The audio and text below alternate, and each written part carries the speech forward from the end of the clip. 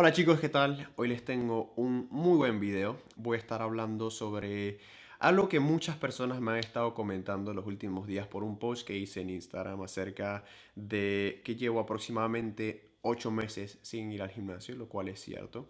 Pero eso no significa que lleve 8 meses sin hacer absolutamente nada. Así que el día de hoy voy a estar hablándoles un poquito sobre qué he estado haciendo estos últimos 8 meses. Más que nada cómo me he estado adaptando a estos meses que hemos estado bajo confinamiento y sufriendo la falta de movilidad a causa de la pandemia del COVID-19.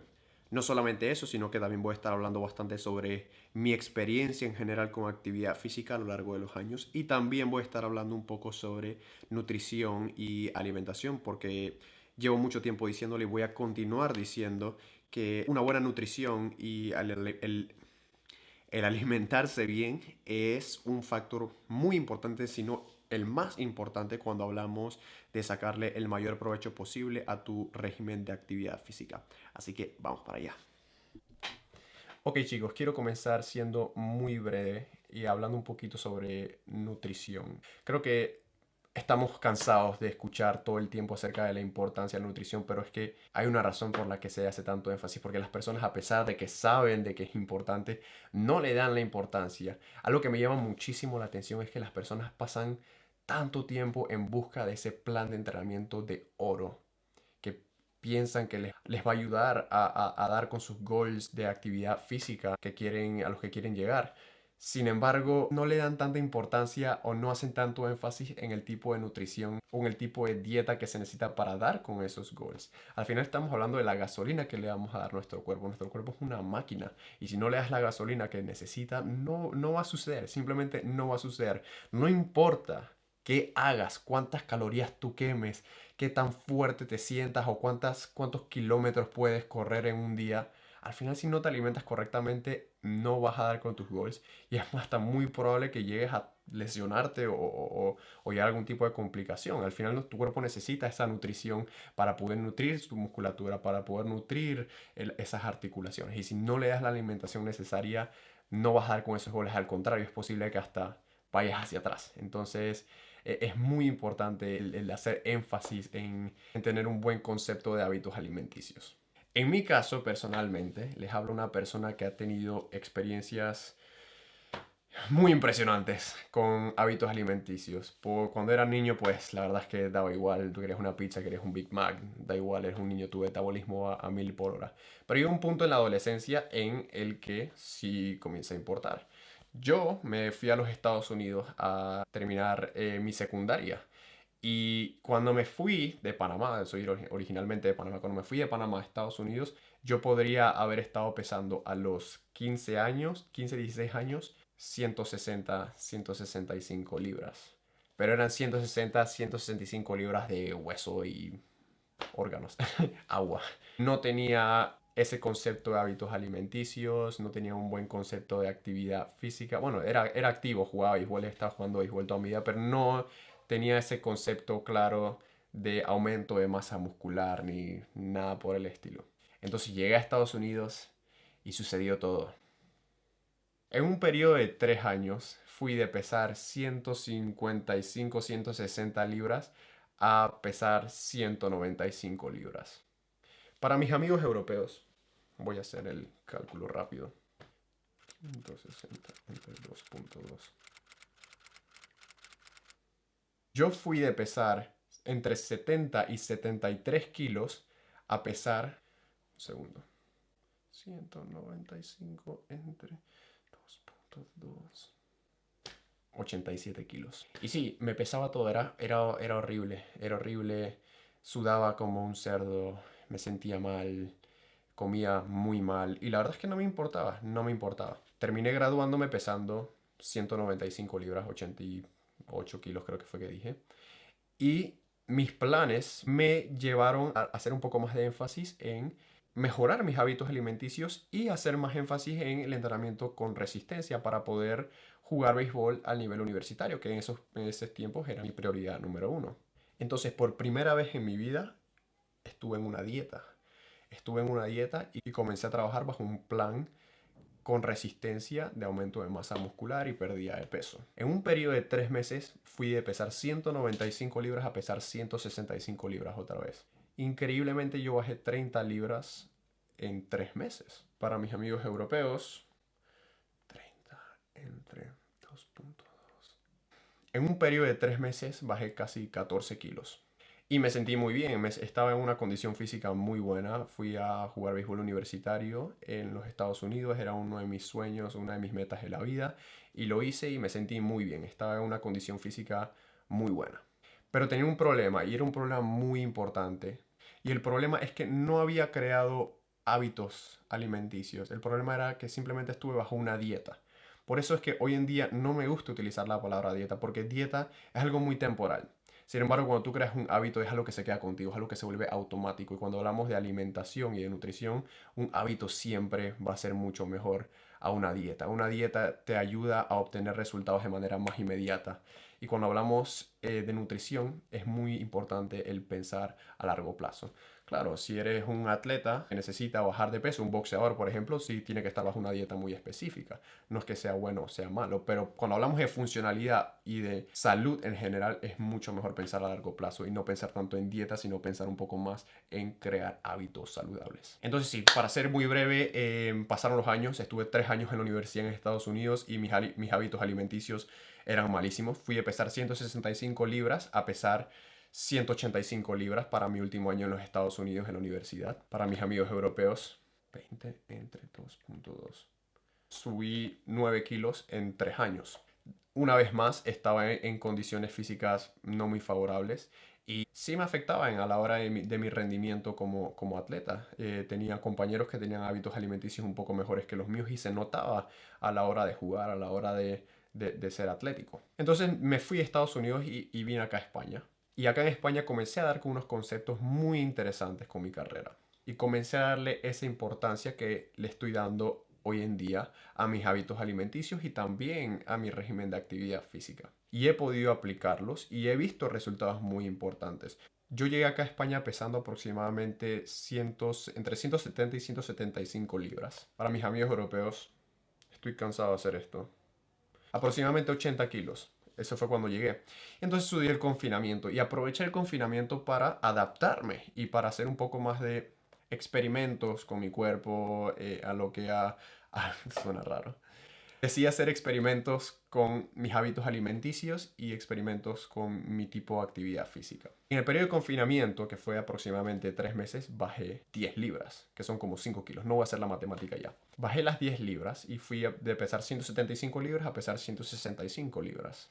Y me dije a mí mismo, ok, quiero continuar a hacer esto. Mis experimentos dieron resultados. Sí pude bajar de peso y me sentía físicamente muy bien sin ir al gimnasio y simplemente comiendo mucho mejor. Ojo, quiero hacer énfasis de vuelta en que el que no fuese al gimnasio no significaba que no estaba entrenando. Sí estaba entrenando body weight y estaba entrenando con las bandas de resistencia, de las que les voy a hablar en un minuto. Pero me dije a mí mismo, quiero llegar a bajar un porcentaje de grasa muy, muy bajo. Y una vez que llegue a ese porcentaje de grasa al que quiero llegar, quiero subir mi porcentaje de masa muscular sin ir al gimnasio, simplemente estableciendo mis hábitos de buena alimentación y quiero aumentar mi entrenamiento progresivo con bandas de resistencia y vamos a ver qué pasa. Y una vez que terminó el confinamiento, comencé a hacer ese experimento y he estado haciéndolo hasta el día de hoy, todavía sin ir al gimnasio y he ido en el último mes de pesar 155 libras, ahora pesar 160 y 162 libras, que es lo que peso hoy en día. Peso 5 kilos, no, 5 libras, aproximadamente 2 kilos más de lo que pesaba hace un mes, pero todavía tengo un porcentaje de grasa bastante disminuido y siento que ha aumentado mi masa muscular de una manera bastante significante. Solo con entrenamientos de banda de resistencia y haciendo énfasis en mis hábitos alimenticios. Así que ahora vamos a bajar y voy a hablarles un poquito más sobre el por qué las bandas de resistencia y de qué manera me han ayudado. Hoy chicos, bienvenidos a mi gimnasio / cocina / donde la magia sucede. Una de las excusas más comunes que yo más odio también es cuando la gente dice no tengo tiempo. No es cierto, sí tienes tiempo, solo que te organizas mal. De todas formas, El tiempo es un factor muy importante que todos tenemos muy en cuenta. Esa es una de las razones más importantes por las que decidí entrenar con bandas de resistencia, porque simplemente lo hago desde la comodidad de mi casa, no tengo que pensar de cuándo voy a ir al gimnasio, me ayuda a organizarme mucho más, así que es una de las razones por las que decidí entrenar con bandas de resistencia. Otras razones por las que decidí entrenar con bandas de resistencia es por la adaptación. Teníamos que adaptarnos. Estamos en periodo de confinamiento, periodo de cuarentena. No podíamos ir al gimnasio, no podíamos estar con un número de gente y simplemente no quería arriesgarme a estar con gente que posiblemente pudiese estar contagiada.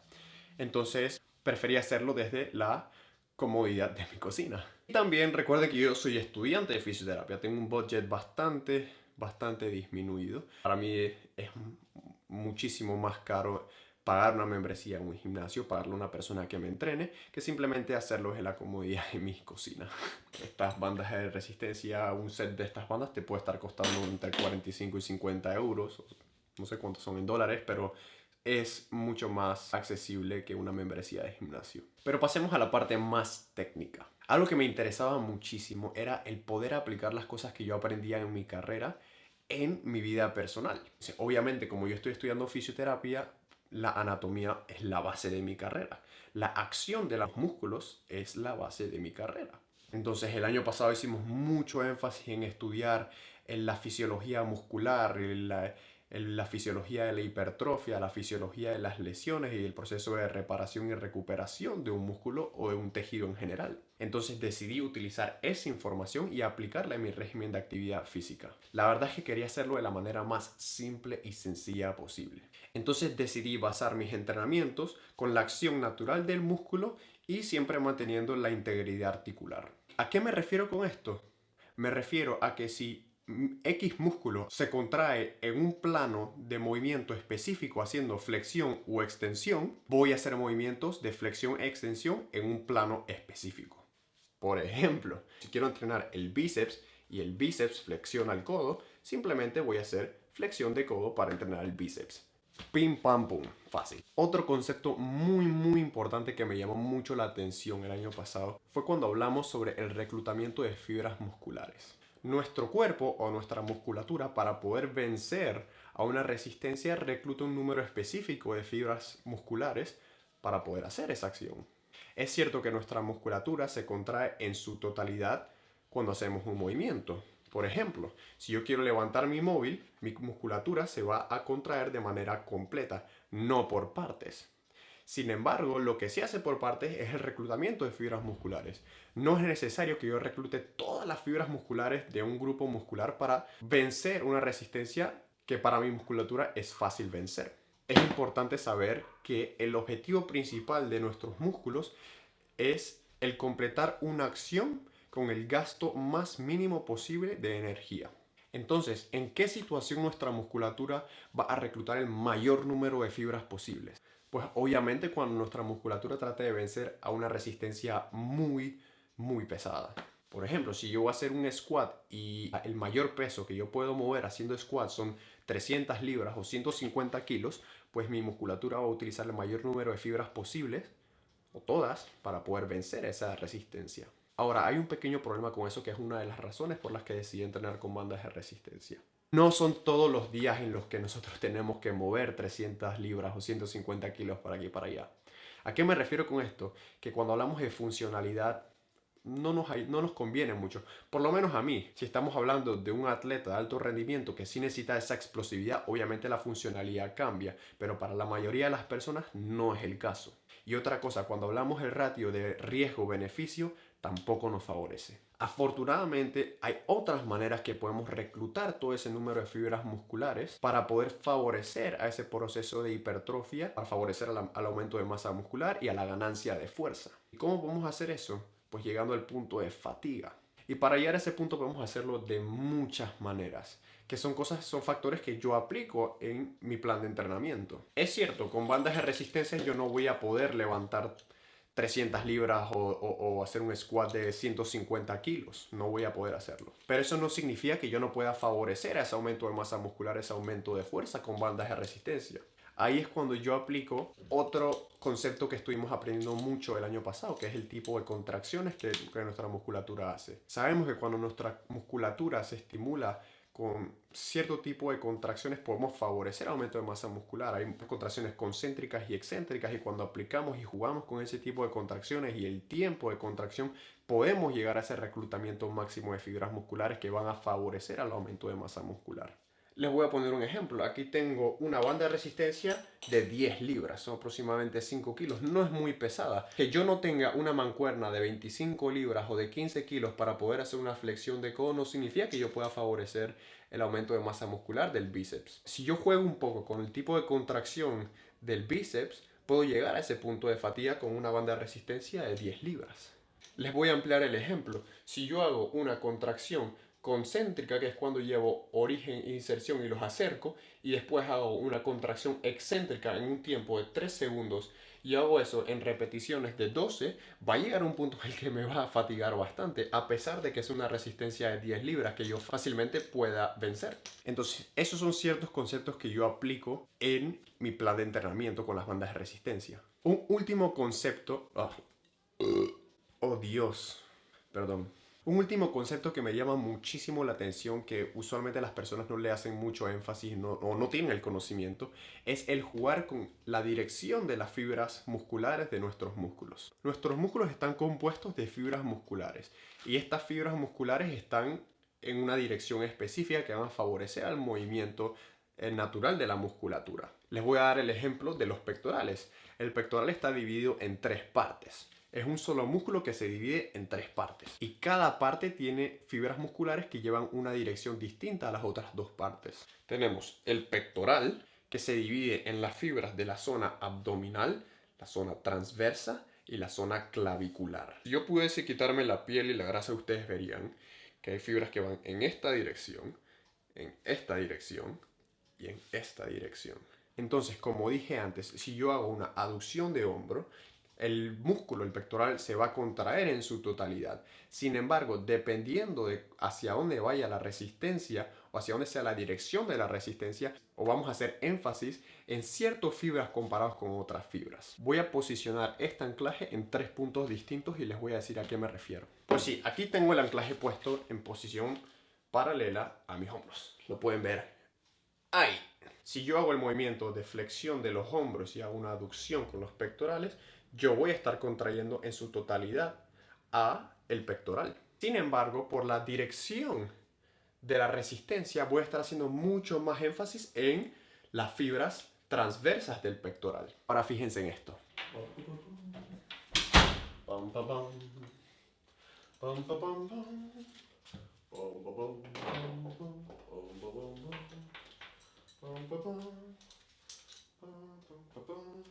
Si se dan cuenta, el anclaje cambió, el anclaje va de arriba hacia abajo. Entonces voy a hacer el mismo movimiento de flexión con el hombro y de aducción con los pectorales hacia abajo, siguiendo la dirección de las fibras del pectoral, pero en este caso vamos a hacer más énfasis en las fibras de la zona abdominal del pectoral hacia abajo. Sigo contrayendo el pectoral de la misma manera, solamente hago énfasis en otras fibras musculares. Lo mismo sucedería si yo pongo el anclaje de abajo hacia arriba. Hago la flexión de los hombros y la aducción con el pectoral. Voy a estar contrayendo el pectoral en su totalidad, solamente que ahora las fibras que voy a reclutar van a ser más dirigidas hacia las fibras de la zona clavicular. Entonces, si se dan cuenta, es a eso a lo que me refiero. Simplemente he estado agarrando los conocimientos que he obtenido en mis clases de anatomía básica, en mis clases de fisiología, y he estado aplicándolos a mi tipo de entrenamiento. Es bastante sencillo, lo hago desde la comunidad. ¿Por qué digo comunidad? Desde la comodidad de mi casa, me sale mucho más barato y obtengo los mismos resultados que obtuviese si estuviese entrenando con mancuernas o con barras. Ahora, esto no significa que una cosa sea mejor que la otra. Una cosa que tenemos que tener claro es que nuestro músculo no sabe que estamos entrenando con mancuernas o que estamos entrenando con barras o que estamos entrenando con bandas de resistencia. Al final del día es un estímulo, es una resistencia que nuestro cuerpo quiere vencer. En mi caso, me favorece y me conviene el hacerlo de esta manera. Obviamente, cuando hablamos de funcionalidad, a otras personas les va a convenir o va a ser de mayor conveniencia el ir al gimnasio. El aspecto social es muy importante. En mi caso, mi mamá es una friki del entrenamiento. A ella le encanta estar en el gimnasio rodeada de personas. A mí no tanto. Entonces, son otros factores que tenemos que tener en consideración. Sin embargo, cuando hablamos de la situación en la que estamos con el COVID-19 y el tener que entrenar en casa, el no necesariamente poder ir al gimnasio y estar con personas, pues es una muy buena manera, pienso, de poder adaptarse a la situación.